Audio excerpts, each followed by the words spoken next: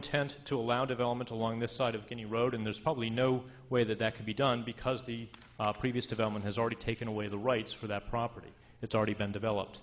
We've also reflected what we believe is the current use of the parcel to the north for multifamily while still maintaining the single-family residential at the very end against Guinea Road. So again, it's correcting the zoning map to reflect current land use and what we desire for the future. Up in the northeastern section of town at Foggentown Road near Route 22, you can see a number of things. In the current zoning map, you could see the small area of ridgeline here, which has expanded based upon our analysis. It doesn't, the definition of ridgeline hasn't changed, but our ability to map it accurately has changed. And so you'll see that there's a larger area of land that would be then subject to the ridgeline overlay provisions and the planning board's review. Here's an example of where the older line didn't follow the back of these parcel lines, and we're able to, again, snap it right to the edge to make it a cleaner line. Here's one instance where we looked at a piece of property and realized that the current zoning really doesn't match the current use. This is the New York State DEC reserve up by Bog Brook. And there is a split between this R60 boundary and the rural commercial, or RC, which is up against Route 22. There's really no intent to allow commercial development, even rural commercial, which is the lowest density allowed in the town, to exist on that Bog Brook natural area. So we reflected the zoning by bringing it to the R60. Now again, there's no intention of having that developed as residential, but most of the natural areas in town, including some of the watershed lands, are zoned in the residential district. So we figured that that would be more in keeping with our intent.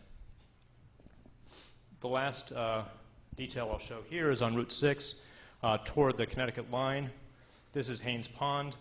And for some reason, the commercial district boundary had always been up along this odd line that doesn't follow any district boundaries, and it crosses the old railroad bed, the Maybrook railroad tracks.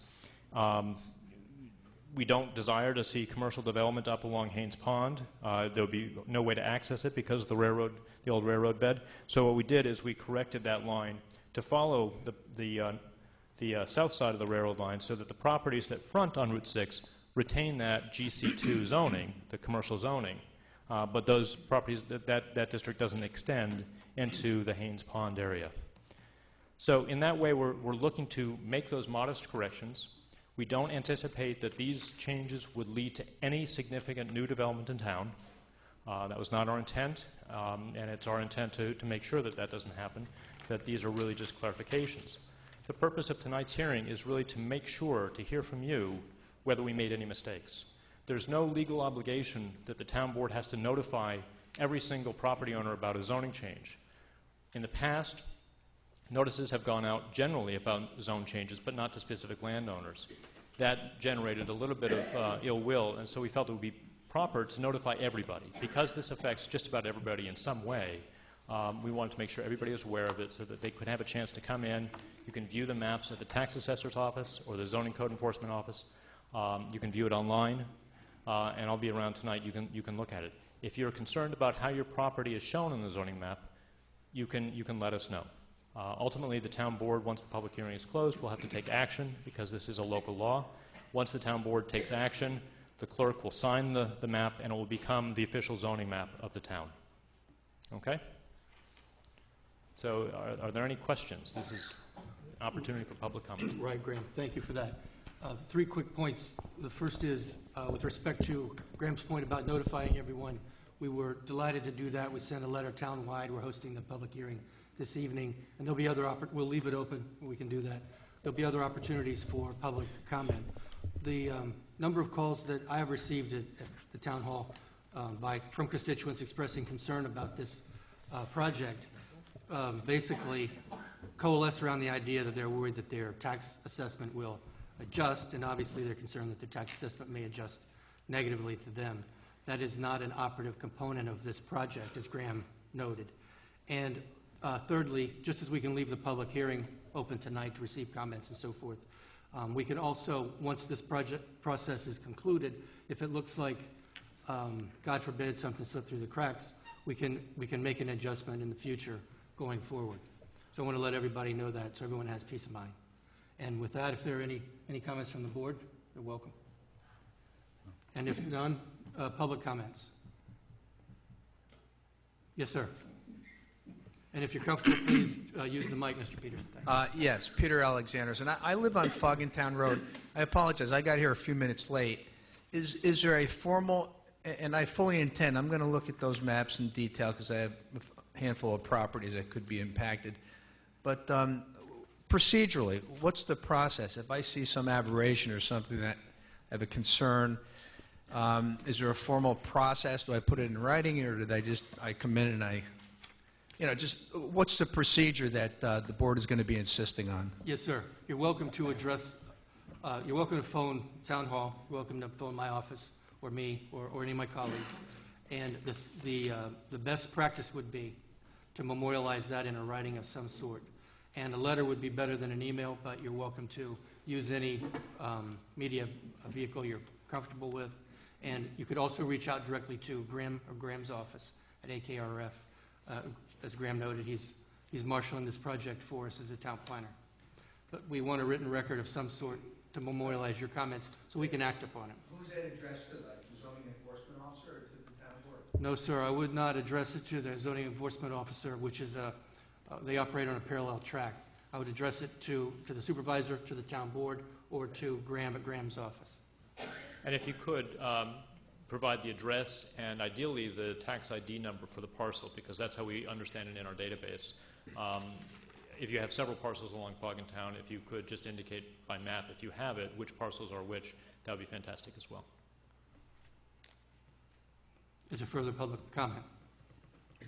Without further public comment, then Graham, how long should we leave the public hearing open for? Well, you 10 days is kind of standard. You could close the public hearing tonight and leave the written public comment period open for usually a 10-day period, but you can extend it as long as you want.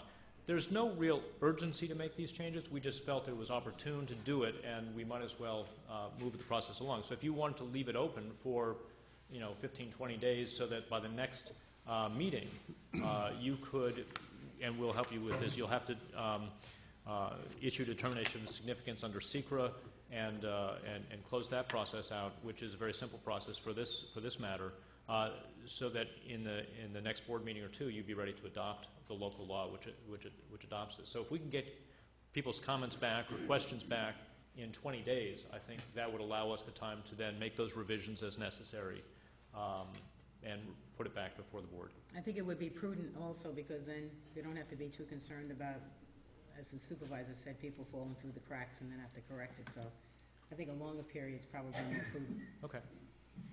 Yeah, how's 30 days? Because that'll give this a chance to air. Folks can see it and contact and reach out to us. As long as Mr. Trelstad thinks that there's no real urgency, I mean, it's just updating and it's going to make it a little easier process, then I would be fine with 30 days. Further, yes, sir.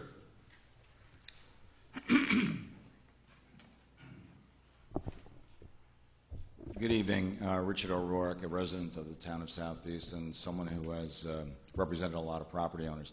Here this evening is Mr. Joseph Cicolanti, who's here on behalf of his daughter and son-in-law.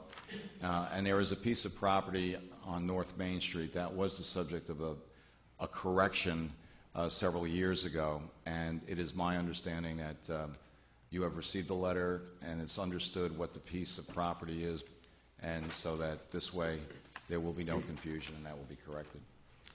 Thank you. Thank you.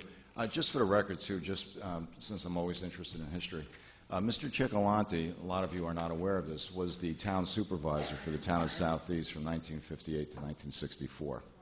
So, Very good. Welcome, Mr. Cicolanti. Thanks for serving the community. Is there further public comment?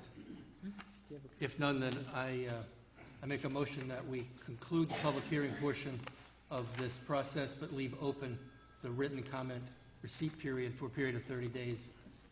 Roger seconds. All in favor? Aye. Motion carries. Mr. Trelstad, if you need a copy of that letter, or do you have it already? For Mr. Cicolanti, Correct. I've received that information. Terrific. And he is correct. The parcel is inaccurately shown on the map, so we will make that correction. Very good. Rick, if you could just get me a copy of the letter. It's in your folder. It's in the folder. We'll move to the second. We'll leave the public hearing portion open and move to the second public hearing this evening. the sign ordinance amendment. Is there public comment regarding the sign ordinance amendment this evening? What is the amendment in here? It's regarding the proposal to adjust commercial signage to conform with the sign ordinance proposed years ago. And now the community is approaching the imposition deadline for that ordinance. No, it's total. I'll read once you open it, I'll read the legal or have Liz read it because of my throat. So I will explain it. Go ahead. Did you open the meeting yet? Michael? Yes, go ahead.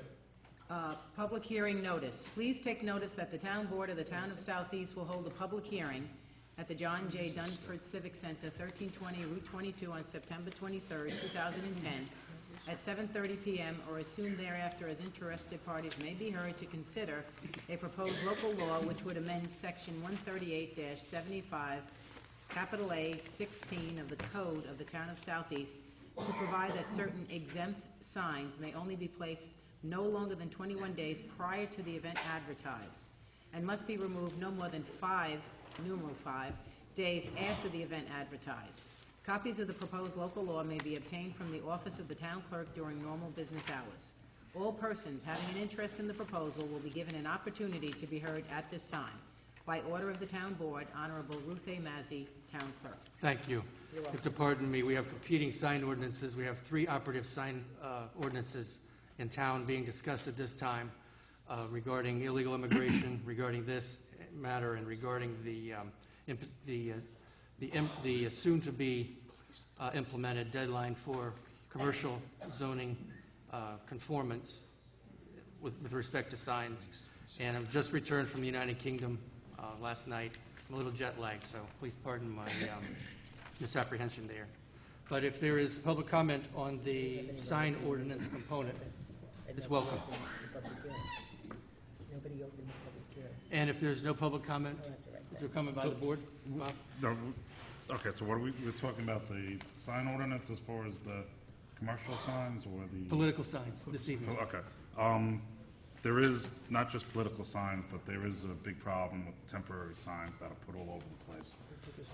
I know the zoning officers today are going to start taking all the signs down, everything from dance schools to karate to garage sales, and the problem is nobody takes them down after the event, and that's what's frustrating because it becomes an eyesore. And that's something I think we should address, these signs being put And I up. think it's important that we encourage everyone out there, if you do see a lot of these signs around, or you see signs, if you could let us know, and pursuant to the ordinances, we'll have them removed and addressed appropriately. But, it's important that we have a nice town, beautiful town, and not have a lot of these signs sort of littering the area. Can I just say, I've had a few complaints from folks on the political signs. It's not just one, it's multiples of signs. And some are still up, and the primary is long over. So there's been some violations all down the line. But this clarifies that you can only put the signs up 21 days prior to the election, not for 21 days. That was the gray area. So, and I think the new sign ordinance may even, coming into effect in 2011, may even impact this further. But this will adjust it for the November election. Thanks, Roger.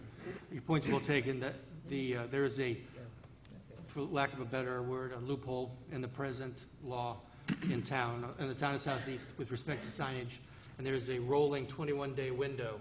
Once a person obtains a permit to place a sign, then they have a 21-day period for that sign to be up, and then they have to take it down and get another permit, and so forth.